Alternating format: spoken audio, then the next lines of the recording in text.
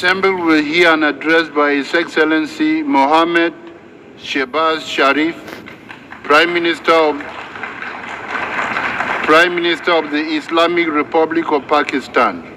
I request protocol to escort His Excellency and invite him to address the Assembly.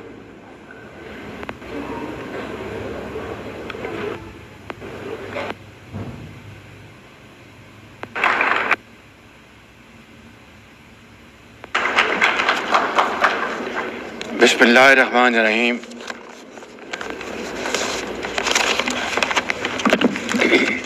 Mr. President, heads of state and government, excellencies, delegates, ladies and gentlemen, Assalamu alaikum wa rahmatullahi wa barakatuh, and a very good morning. Qala ya abati inni raitu and he said, "Oh, my father, I have seen 11 planets and the sun and moon bowing to me." He said, "Oh, son, do not tell your story to your brothers. They will devise a scheme for you. The devil is the enemy of humans." Honor for me to address the United Nations General Assembly for the second time as the Prime Minister of a country that has always been a proactive member of the UN Assembly. I would like to congratulate you and wish you all the success, Mr. President, on your election as the President of the 79th session of the UN General Assembly. I would also like to appreciate the efforts of Ambassador Dennis Francis for his skillful stewardship of the 78th session of the UNGA. Mr. President, the father of our nation, Quaid-e-Azam Muhammad Ali Jinnah, declared in 1947 that we stand by the United Nations Charter and will gladly make our full contribution to peace and prosperity of the world. Pakistan has stood by this commitment unwaveringly. Today, we are facing most daunting challenges to the world order. Israel's genocidal war in Gaza, a dangerous conflict in Ukraine, destructive conflicts across Africa and Asia, rising geopolitical tensions, resurging terrorism, galloping poverty, stifling debt, and the mounting impact of climate change, we feel the chill of a new world order. In response to these challenges, our Secretary General Antonio Guterres called for the Summit of the Future. It led to the adoption of the 54 actions on development, peace and security, technology and global governance in the Pact of the Future. Mr. President, today I stand before you to express the searing pain and anguish of the people of Pakistan at the plight of the people of Gaza. Our heart bleeds as we witness the tragedy unfolding in the Holy Land, a tragedy that shakes the very conscience of humanity and the foundation of this institution. Mr. President, can we as human beings remain silent while children lie buried under the rubble of their shattered homes?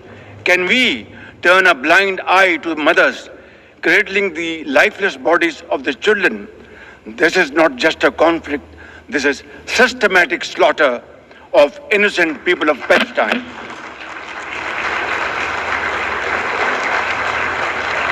Ladies and gentlemen, an assault on the very essence of human life and dignity. The blood of Gaza's children stains the hands of not just the oppressors, but also those who are complicit in prolonging this cruel conflict. When we ignore their endless suffering, we diminish our humanity. It is not enough to condemn, Mr. President. We must act now and demand an immediate end to this bloodshed. We must remember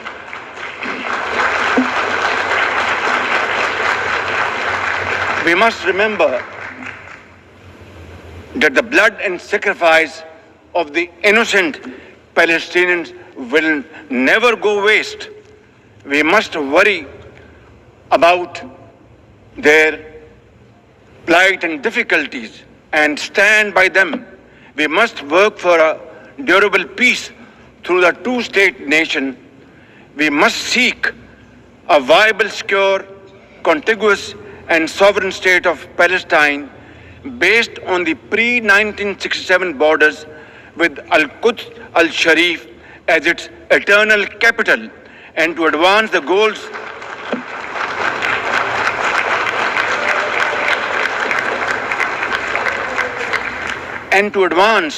these goals, Palestine must also be immediately admitted as a full member of the United Nations.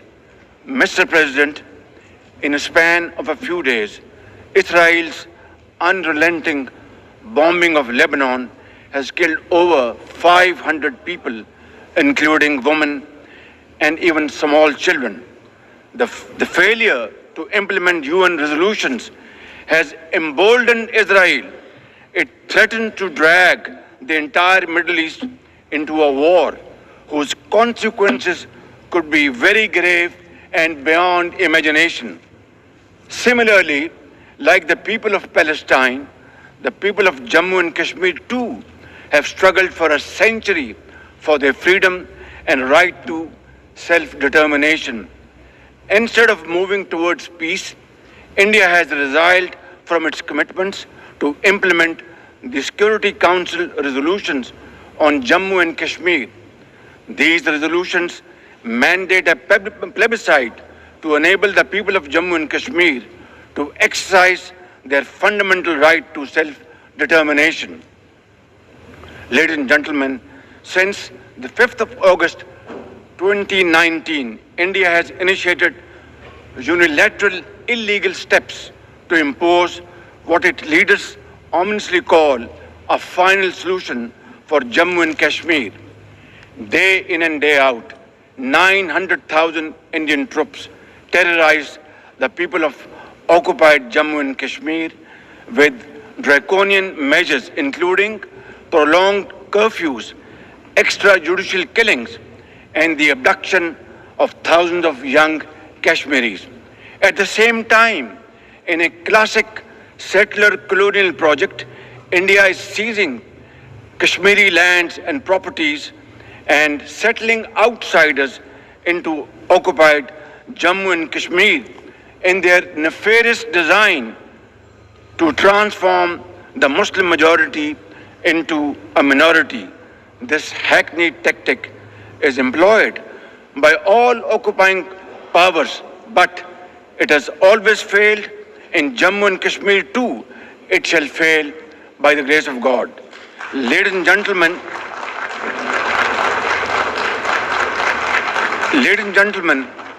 the Kashmiri people are resolute in rejection of the false Indian identity. The New Delhi seeks to impose upon them very, very severe conditions, and atrocities are being committed every hour. India's policy of brutal coercion and oppression in occupied Kashmir has ensured that Burhan Wani's legacy continues to inspire the struggle and sacrifices of millions of Kashmiris. Inspired by the legitimacy of their epic struggle, they remain defiant. Their heart-wrenching stories remind us that behind every statistic lies a human life, a dream deferred, and a hope shattered. Even more worryingly, it is engaged in massive expansion of its military capabilities, which are essentially deployed against Pakistan. Its war doctrines envisage a surprise attack, and a limited war under the nuclear overhang. Thoughtlessly, India has spurned Pakistan's proposals for a mutual strategic restraint regime. Its leadership has often threatened to cross the line of control and take over Azad Kashmir. Ladies and gentlemen, Mr. President, let me state in no uncertain terms that Pakistan will respond most decisively to any Indian aggression.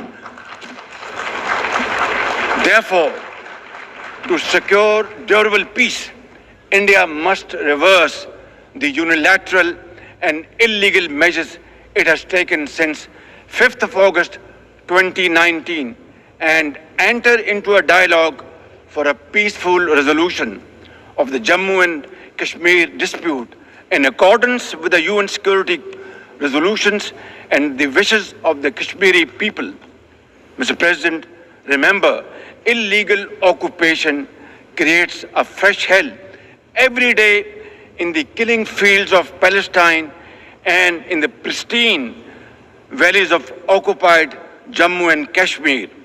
Apart from conflicts, Mr. President, the 21st century has brought a cascade of crises, including the reversal of development and the mounting impact of climate change. 2 years ago, my country was devastated by catastrophic floods, causing $30 billion in damages. It is now clear that each summer will bring blistering temperatures and trigger fresh climate impacts. Pakistan emits less than 1% of global carbon emissions. Yet, we have paid a very heavy price for no fault of ours. This is most unfair in any calculus of global justice. We must uphold the axiom, the polluter must pay. Ladies and gentlemen, Pakistan looks forward to fulfillment of commitments made by our development partners to support the achievements of the SDGs and climate goals, including a new annual goal beyond $100 billion in climate finance. Mr. President, with nearly 100 developing countries trapped in the vicious cycle of debt and liquidity crisis, which I always call a death trap rather than debt trap, achieving the SDGs in these circumstances remain a distant mirage. The international financial architecture, which the Secretary General has described as morally bankrupt, and the world trade and technology regimes must be reformed and aligned to promote development and global equity. Mr. President, since assuming office in March this year, the progress and prosperity of my 240 million people has been my singular focus. We have taken some very difficult but necessary decisions that have rescued our economy from collapse, restored macroeconomic stability, controlled fiscal deficits, and strengthened our reserves. As a result, inflation has come down to a single digit by the grace of God, and the prospects for economic growth has revived. I would like to explain this challenge and the way we are negotiating, Mr. President, by reciting a stanza from a poem which enormously makes me very emboldened, very brave, and hardworking, and commit untiring efforts. And this stanza is a befitting example of hard work and, of course, facing challenges, and then pave the way for success stories. And stanza is, when things go wrong, as they sometimes will, when things go wrong, as they sometimes will, when the road you are trudging is all uphill, when things go wrong, as they sometimes will, when the road you are trudging seems all uphill when the credits are low and debts are high. When the credits are low and debts are high, when you want to smile, but you have to sigh. When you want to smile, you have to sigh. When care, read health. When care is pressing you down a bit, when care or health is pressing you down a bit, rest if you must, but don't you quit. This is how, Mr. President, we have learned to face our challenges and negotiate the most daunting challenges we have faced. Mr. President, situated at the crossroads of South and Central Asia and the Middle East, we have prioritized geoeconomics and regional connectivity to secure win-win outcomes for our people. The second phase of the landmark China-Pakistan Economic Corridor has been successfully launched through the Apex Special Investment Facilitation Council. We are mobilizing investments in resilient infrastructure, renewable energy, minerals, sustainable agriculture, and technology. This will herald a new era of development and modernization in my beloved country. Ladies and gentlemen, for 2 decades, Pakistan has fought terrorism boldly and most successfully, defeating terrorist groups within Pakistan. We have paid a very heavy price. 80,000 of our brave soldiers and civilians have been martyred, including innocent school-going children. And the gory memories of APS school carnage haunt us till date. Our economy has suffered a loss of $150 billion. Unfortunately, today we are again confronted by a new wave of externally financed and sponsored terrorism, especially by the TTP, Fitna al-Khawarij, and its associates. Ladies and gentlemen, make no mistake, inshallah, by the grace of God, we are determined to eliminate this threat as well through our comprehensive national effort by the name of Azm-e-Istehkam, meaning resolve to promote peace and stability.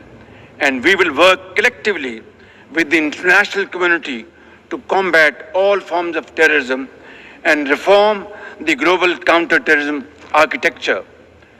Mr. President, Pakistan seeks the earliest possible normalization of the situation in Afghanistan. We join the UN's appeal for $3 billion in humanitarian assistance to the millions of suffering Afghan brothers and sisters. At the same time, we endorse and share the international expectations that the Afghan interim government would respect human rights, including the rights of women and girls, and promote political inclusion. In particular, the interim government must take effective action to neutralize all terrorist groups within Afghanistan, especially those responsible for cross-border terrorism against neighboring countries.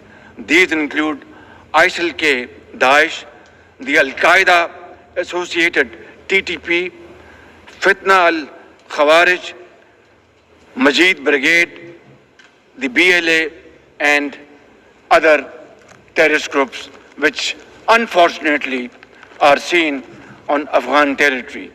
Mr. President, another troubling global development is the escalation of Islamophobia, which is now manifested by frequent desecrations of the Holy Quran, attacks on mosques, negative stereotyping of Muslims, and acts of discrimination and violence against them. The most alarming manifestation of Islamophobia is the Hindu supremacist agenda in India. It aggressively seeks the subjugation of 200 million Muslims and the obliteration of India's Islamic heritage. Pakistan and the OIC will work with the UN Secretary General and his special envoy to implement a plan of action to combat the scourge. Ladies and gentlemen, Pakistan seeks an immediate end to the tragic conflict in Ukraine and its peaceful resolution in accordance with the UN Charter and international agreements. Ladies and gentlemen, Pakistan has a long and proud history of solidarity, friendship, and cooperation with the nation of Africa. We will continue to cooperate with them to counter terrorism and resolve regional conflicts, including through UN peacekeeping and peace building in the region. Finally, Mr. President, as we leave this August hall, we must carry with us a message for our people that the weak are not voiceless, that the oppressed should not lose hope, that poverty is not preordained, and that Allah Almighty promise of justice and equality in our terrestrial home must be respected. I thank you all and thank you very much for your time. God bless you.